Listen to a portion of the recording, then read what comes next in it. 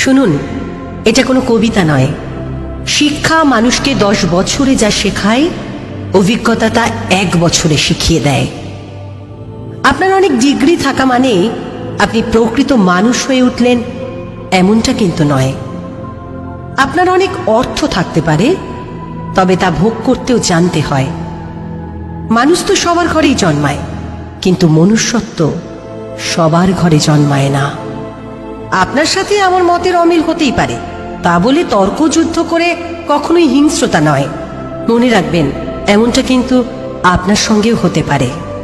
উন্নত যুগ, উন্নত সময়ে, আধুনিকতর পরিষেবা, রয়েছে অনেক রকম থেরাপি। তবে আজ আপনাদের এমন এক থেরাপির কথা বলবো যার জন্য কোনো চিকিৎসকের প্রয়োজন হয় না, প্রয়োজন হয় না কারি টাকা, শুধুমাত্র একটু মানবিক হতে হয়। প্রেম থেরাপি, যা দিয়ে আপনি জয় করতে পারেন গোটা বিশ্ব। বুদ্ধিমান হওয়া ভালো, তবে চালাক নয়। কথায় বলে, চালাকের দ্বারা কোনো মহৎ কাজ হয় না। আপনার একটা খারাপ কমেন্ট বা মতামত, আপনার করা একটু অসম্মান কারোর জীবনহানির কারণ হয়ে দাঁড়াতে পারে।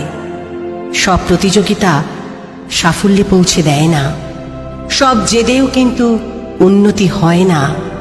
আধুনিকতর পরিষেবাকে অপব্যবহার করবেন না। তিলে তিলে এই অপব্যবহারই একদিন আপনাকে মানসিক রোগীতে পরিণত করবে, আর যার জন্যে আপনাকে ছুটতে হবে সাইকিয়াট্রিস্টের কাছে।